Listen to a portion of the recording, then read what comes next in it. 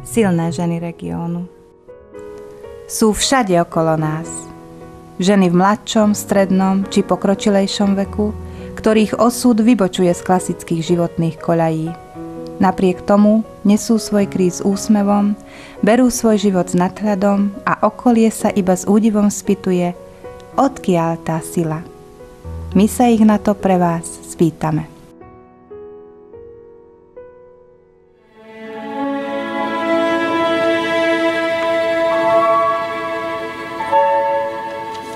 Je tu 7. mesiac roka a my vám predstavujeme tohtoročnú 7. silnú ženu regiónu.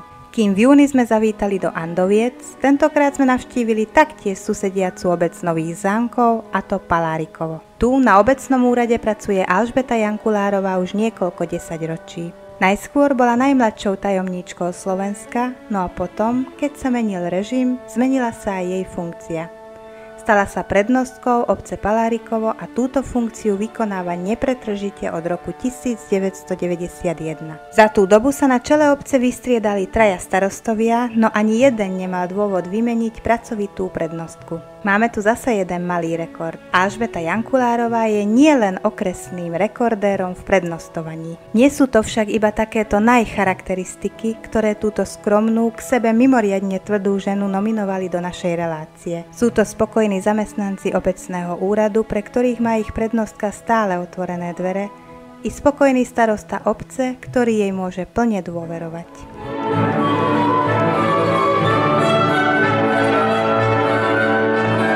Alžbeta už 10 rokov mohla s vyloženými nohami vysedávať vo svojej záhradke, užívať si sladké nič nerobenie na zaslúženom dôchodku. No to by nebola ona, pretože pravá ruka starostu obce oddych nepozná. Samozrejme, aj tu som sa spýtala na školy a pracovné prvotinky. Pred 50 rokmi študovala málo ktorá Palárikovčanka na nitrianskej priemyslovke. Alžbeta Jankulárová začínala po ukončení strednej školy v obchode ako vedúca investičného oddelenia. Odtiaľ už viedla rovná cesta na MNV.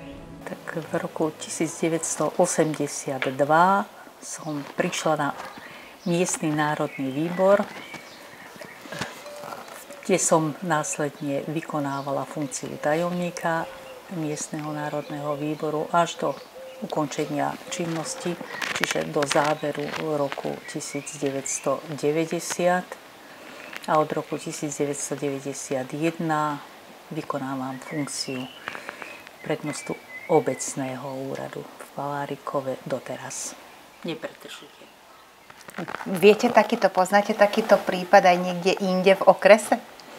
Aby som bola úprimná, neskúmala som to, čiže nepoznám.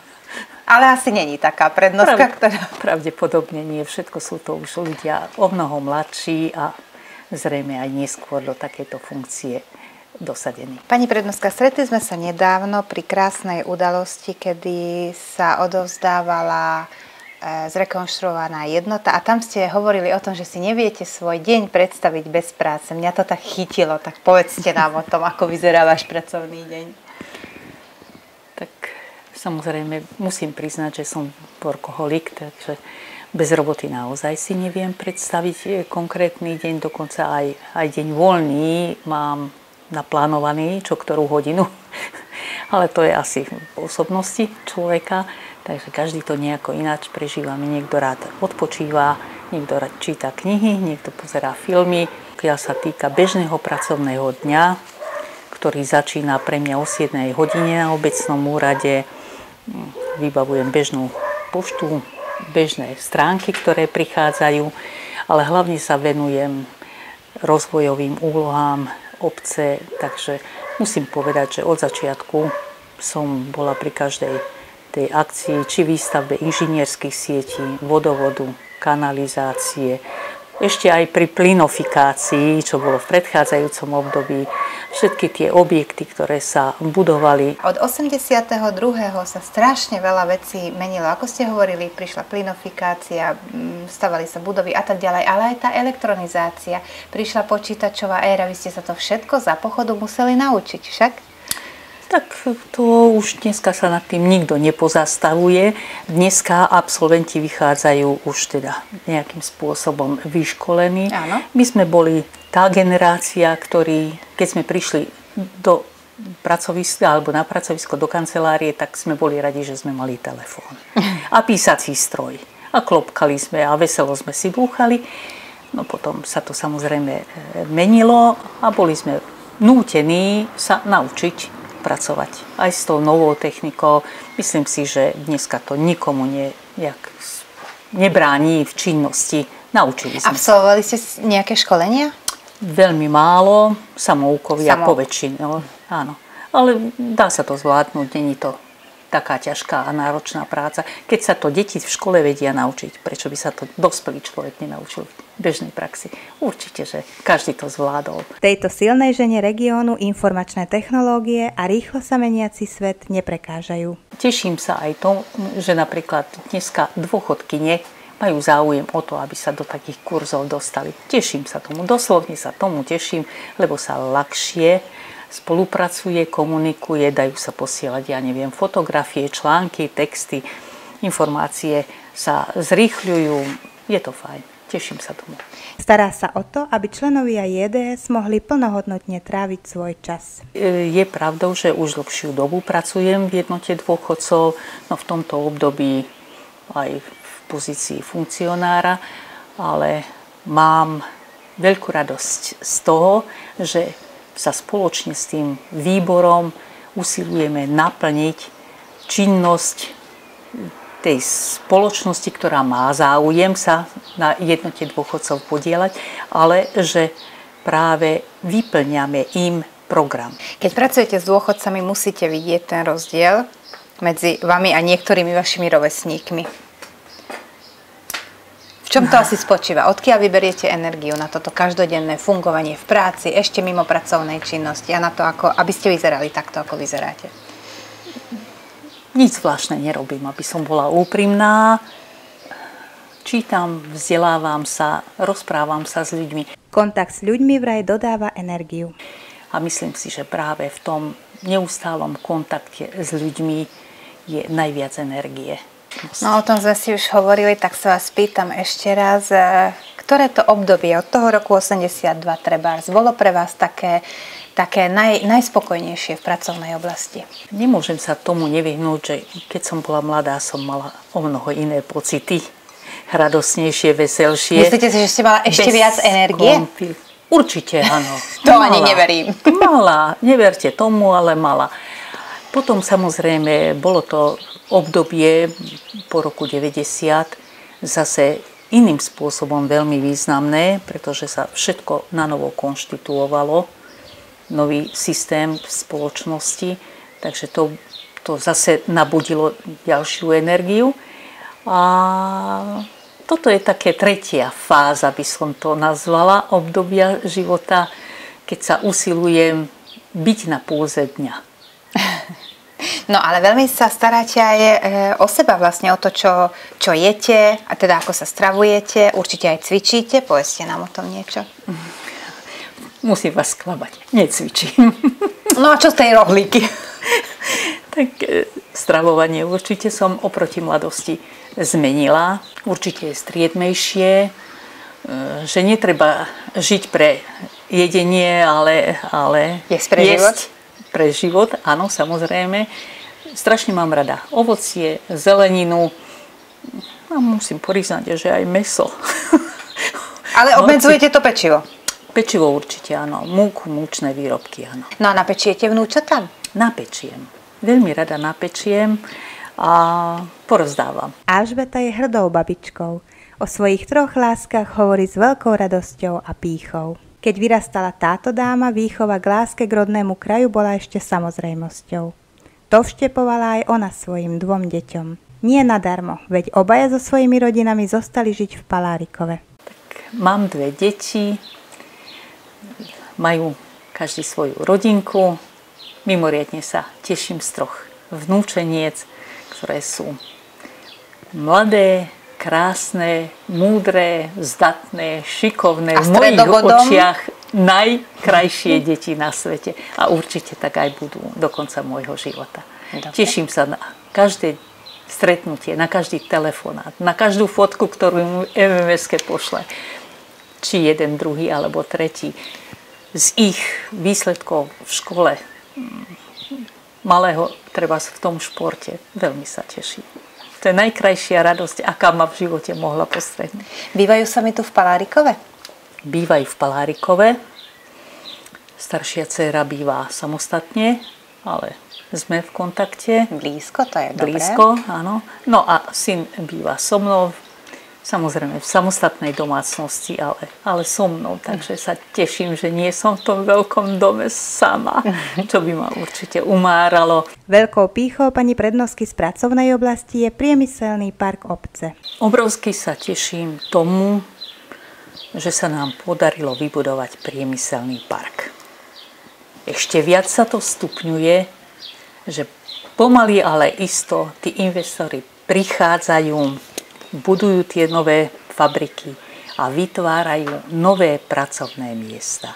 Čiže vytvára sa šanca, že mladí ľudia z Palárikova budú môcť využiť túto možnosť a možno nebudú musieť cestovať za prácou a opúšťať treba Slovenskú republiku na to, aby si zarobili na živobytie. To ma najviac umára, že mladí ľudia proste odchádzajú a majú pocit, že lepšie je to v zahraničí. Bola by som rada, keby bolo najlepšie doma, lebo ja mám ten pocit, že doma je vždy len doma a že to je to najkrajšie miesto na svete. Hovorili sme aj o ďalších plánoch či snoch do budúcna. K svojej spokojnosti určite by som rada bola, keby vnúčka bola prijatá na vysokú školu, keby následne aj za vnukom ukončili to vysokoškolské vzdelanie. Keby tento drobec dorástol tak, aby končil základnú a vyberal si strednú školu. Aby rástol v tej svojej záľube v futbale a tej typicky jeho činnosti, teda v tom oblasti brankára. To by som mu veľmi prijala, lebo fantasticky sa tým športom uberá, dobre sa mu darí a bola by som veľmi rada, keby dosiahol aj taký úspech, aby reprezentoval Palárikovo, aby reprezentoval náš kraj. Bola by som tomu naozaj mimoriadne potešená. Záľuby tejto zaujímavej dámy, cestovanie, spoznávanie a mosty. Rada cestujem, mám rada poznávacie zájazdy.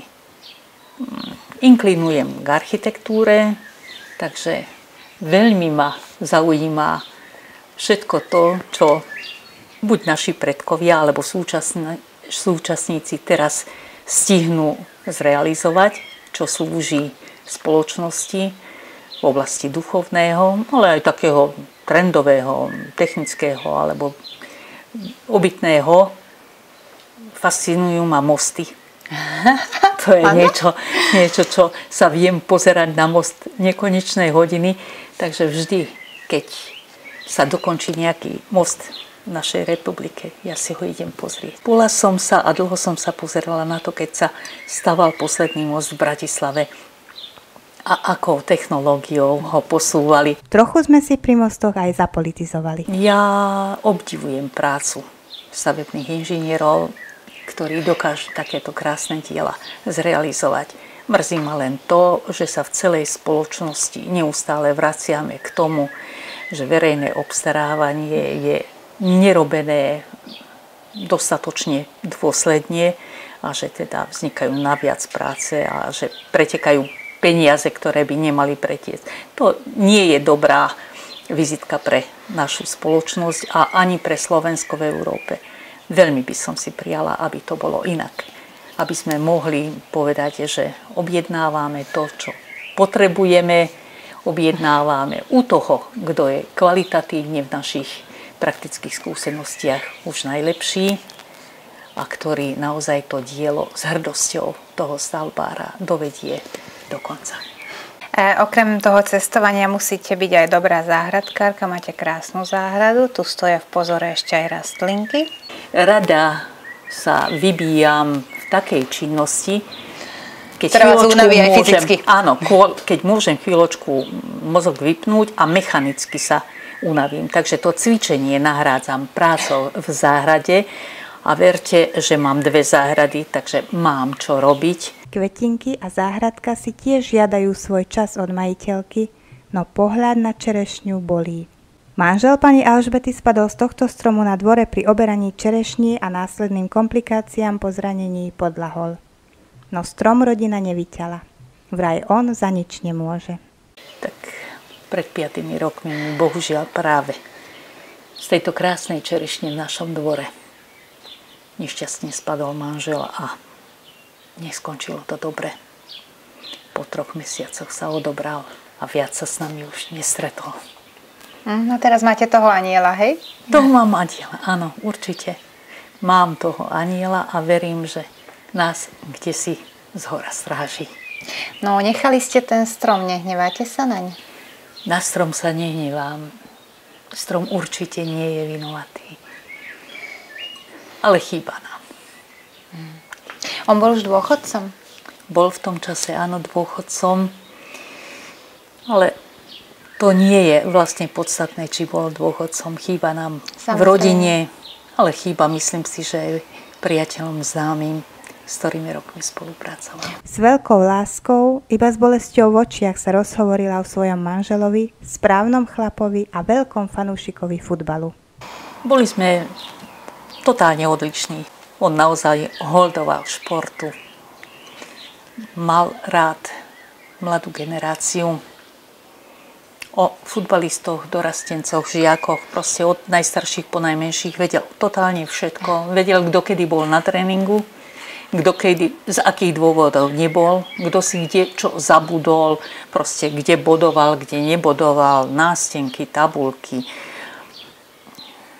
A bol to proste človek, ktorý naozaj obrovskou radosťou robil tajomníka obecnej telovýchovnej jednoty. Odkaz pre našich divákov, hlavne dôchodcov. Nemali by sa uzatvárať pred svetom. Nemali by zostávať za múrmi svojich bytov a domov. Mali by vychádzať do spoločnosti, mali by sa združovať. Komunitná činnosť je naozaj, možno, že na prvý pohľad taká nevýrazná, ale pre život takého, ktorý už nie je v produktívnom veku, je mimoriadne dôležitá.